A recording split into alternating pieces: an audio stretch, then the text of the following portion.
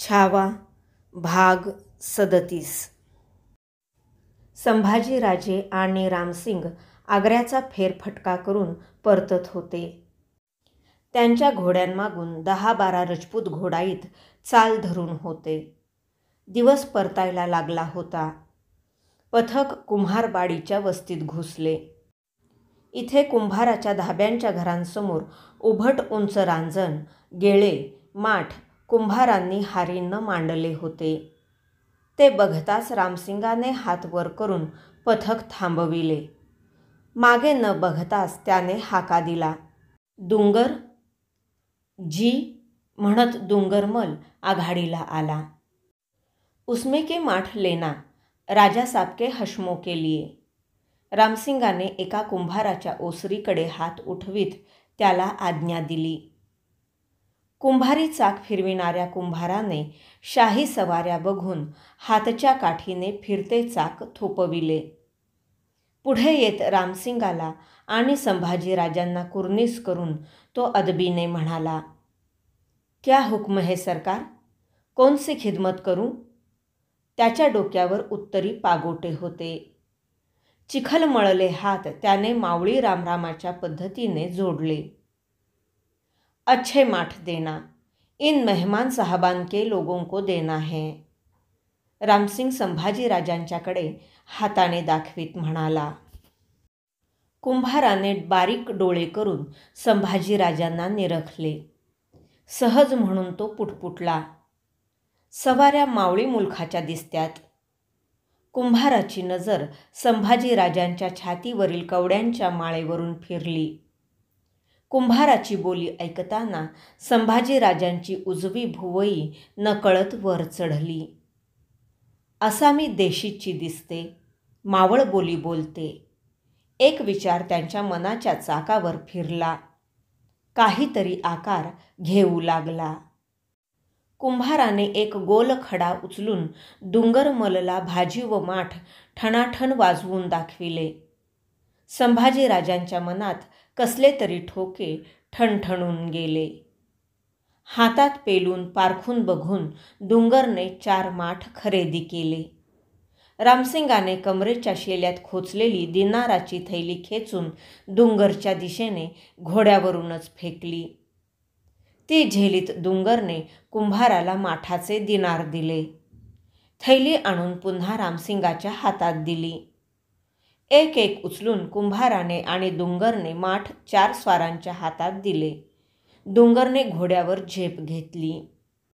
कुंभाराने वाकून पुन्हा घोड्याचे कायदे खेचणाऱ्या रामसिंगाला तस्लीम केली. चलिये कुंवर, रामसिंग संभाजीराजांना मानेच्या झटक्याबरोबर म्हणाला. रामसिंगाने घोड्याला टाच देताच त्याच्या रजपूत घोडाईतांनीही टाचा दिल्या. पथक हलले. मुद्दाम कायदे आखडते धरून संभाजीराजांनी आपल्या घोड्याला लटकी टाच दिल्यासारखे केले. घोडे गोंधळले. पुढे जायचे का थांबायचे या अंदेशाने खूर मागे पुढे नाचवून जागीच थांबले. रामसिंग डुंगर पथकासह 5-10 कदम पुढे गेल्याची संभाजीराजांनी खातरजमा करून घेतली. झटकन आपल्या गळ्यातील टपोऱ्या मोत्याचा कंठा उतरून हातात घेतला. कुंभार संभाजीराजांच्या घोड्याकडे बघत दिनार मुठीत धरून थांबला होता. संभाजीराजांनी हातातील कंठा कुंभाराच्या अंगावर फेकला. आम्ही मावळाचे, भवानीचे भूते, पारख ठेवा, येतो आम्ही, राम राम. संभाजीराजांनी घोड्याला जबरी टाच दिली.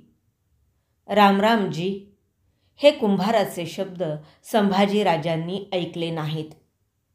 चकित पडलेल्या कंठ्याकडे बघताना हरकून गेलेल्या कुंभाराने अंदाज लावला, बच्चा मावळी सरदाराचा हाय. कुंभार मूळचा मराठी मुलखाचा होता. हातच्या कसबाने त्याला उत्तरेत आग्र्यात आणून सोडले होते. घटना आता दिवसरात्रीच्या पाठीवर गस्त घालीत फिरू लागल्या. रामसिंगाला इतबार देण्यासाठी राजांनी त्यांच्या रजपुती धारकऱ्यांचा पहारा आपल्या तळावर बसवून घेतला. संभाजीराजे आणि रामसिंग यांचा घरघसटीचा प्रेमा वाढत चालला.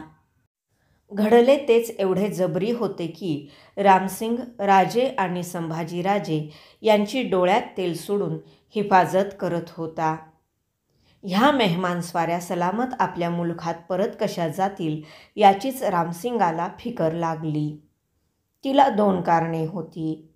एकतर दिला शब्द पाळणे हे राजपुतांचे रक्त होते आणि दुसरे महत्त्वाचे कारण होते की जर राजे आणि संभाजीराजे यांच्या जीवाला काही धोका झाला तर आपले दख्खनेत असलेले पिताजी मावळ्यांच्या जानकुर्बान झडपीतून सुखरूप परत येतील की नाही याची रामसिंगाला काळजी पडली. जगदंबेनेच हे विचित्र त्रिशूळ आग्र्याच्या उरावर रोखून धरले होते.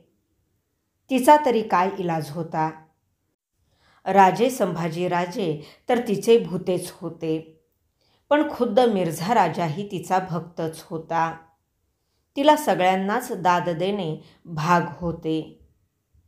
औरंगजेबाने राजांना काबूलवर स्वारीसाठी पाठविण्याचा बेत रामसिंगाला बोलून दाखविला. काहीतरी कारणामुळे पुढे तो बेत बारगळला. राजांनी औरंगजेबाचा वजीर जाफर खान याची त्याच्या हवेलीत भेट घेऊन त्याला किमती नजराणा दिला. बादशाही रदबदली करण्याचा राजांचा हा बेतही कारणी लागला नाही. दख्खनेतून मिर्झा राजाची औरंगजेबाला पत्रे येत होती. शेवटी औरंगजेबाने कंटाळून मिर्झा राजाला पत्र पाठवले. तुमने दख्खनी सेवा को कौन कौन सी बैत जबानी दी है, सिलसिला बयाजवार भेज देना. राजांच्या हाती आता एकच चाल राहिली. औरंगजेबाला आपले कलम कसदार विनंती अर्ज पेश करणे. अमीन खानमार्फत राजांनी औरंगजेबाला अर्ज पाठविला. पुरंदरच्या तहातील माझे सर्व किल्ले जर मला परत दिले तर मी 2 कोटी रुपये दरबारी पेश करीन. मला दख्खनेत जायला इजाजत मिळावी.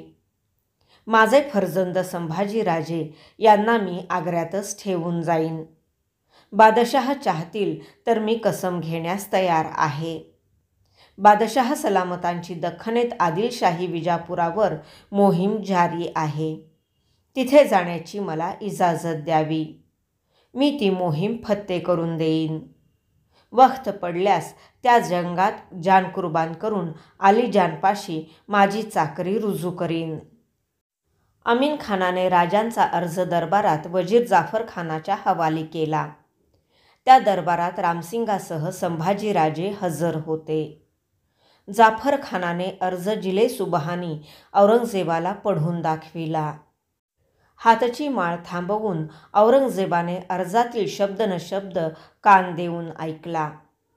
त्याच्या स्वतःच्याच ध्यानी आले नाही, पण तो ऐकताना त्याच्या हातातील माळेचे 4 मणी नेहमीसारखे न फिरवता उलटे फिरून गेले होते.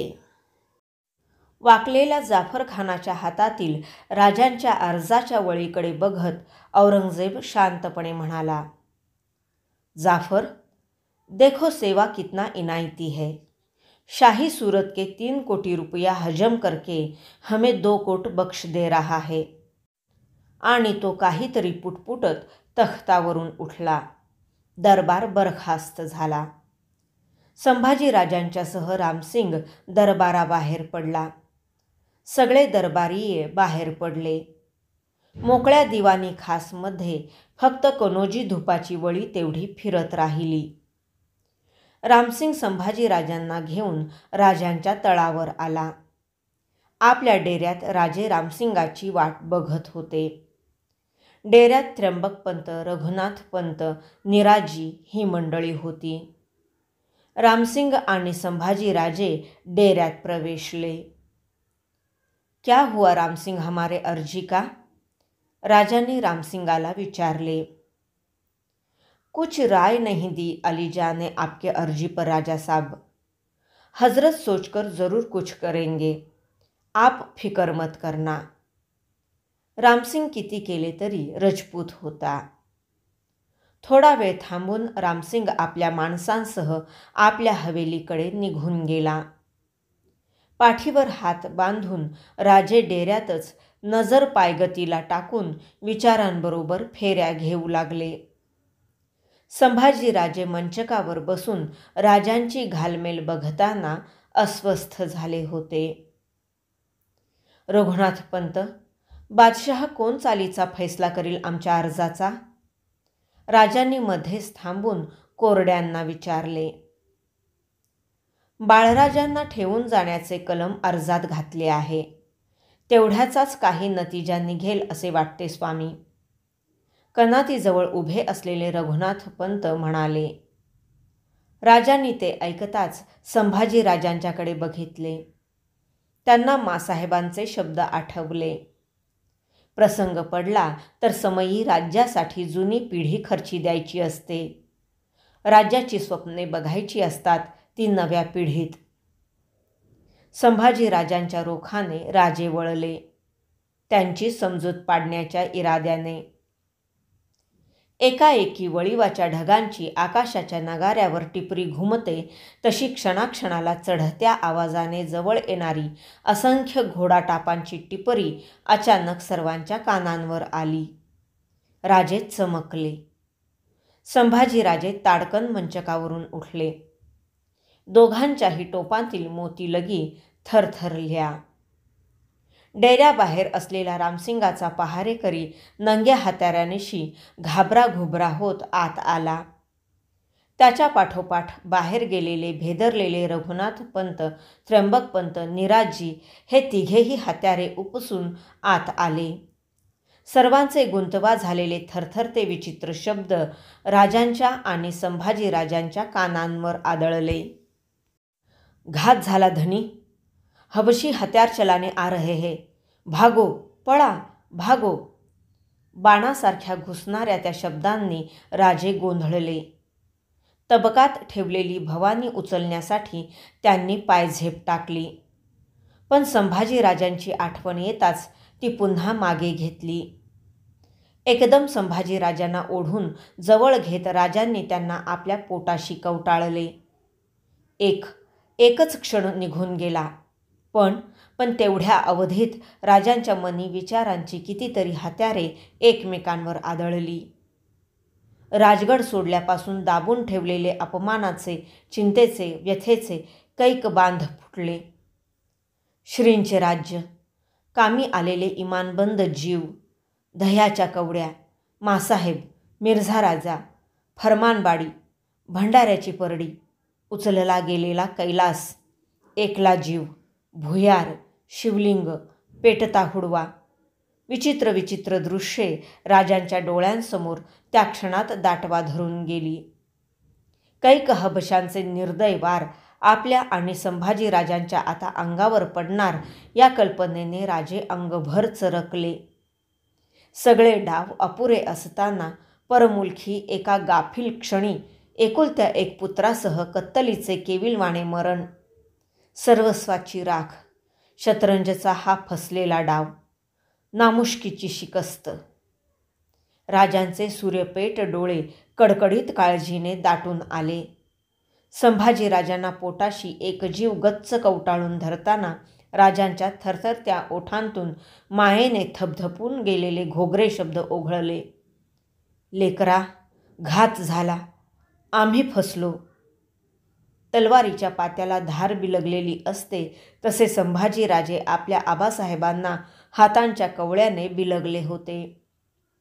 मान उठवून राजांच्या चेहऱ्याकडे बघताना त्यांच्या छातीत असंख्य कालव वळवळून उठले. महाराज साहेब म्हणत त्यांनी आपले तोंड राजांच्या जाम्यावर घुसळले. ते फर्जंद आबा थरथरत होते, काळ्या भोर ढगांच्या तांडवात सापडलेल्या वीजरेघांसारखे. क्षणात डेऱ्याभोवती बेफाम दौडत आलेल्या घोड्यांच्या टापांचा गराडा पडला. थांबत्या घोड्यांनी पुढचे खूर नाचवीत खूर उचलताना फोडलेल्या कातऱ्या खिंकाळ्या घुमल्या.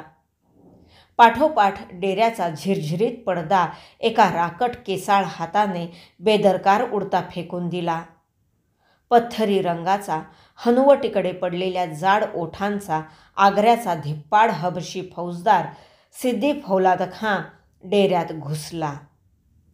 आपल्या कमरेच्या रुंद पात्याच्या जमदाडीच्या मुठीवर जाड बोटांची पकड पक्की रुतवीत दरवाजाजवळच तो थांबला. आपले भोकरांसारखे बटपटीत डोळे राजांच्यावर रोखून त्याने हनुवटीकडे पडलेला जाड ओठ खोलला. रुंद दात चमकले. मेरे हथियारबंद हश्मों का पहारा तुम पर लगा है. किसी को भी मिलना तुम्हें सख्त मना है. ये हुक्म है अलीजा का, खयाल रखना. त्याच्या जाड भुवया क्षणभर आक्रसून फिसकारल्या. खांद्यावरच्या झगझगीत हिरव्या खिल्लतीचा उजव्या कोपराने पिसारा फुलवून टाकीत जबाबाची वाट न बघता फौलाद वळला आणि मोहरमचा नाचता ताबूत पुढे जावा तसा झपाट्याने डेऱ्याबाहेर निघूनही गेला. 5,000 धिप्पाड कडव्या हबशांच्या दाट चौक्या डेऱ्याभोवती पडल्या. तोफांची तोंडे डेऱ्यावर रोखून हबशांनी तोफगाड्यांची मांडणावळ केली. जसा पन्हाळ्यावर पडला होता तसाच सिद्धीचा वेढा पडला. मावळी सिंह आग्र्याच्या हिरव्या कुरणात अडकला. राजे कैद झाले. औरंगजेबाच्या हातातील जपाची माळ आणि राजांच्या छातीवरची भवानीची माळ आता एकमेकींच्या पाठीवर जागती गस्त घालू लागल्या. भाग 37 समाप्त.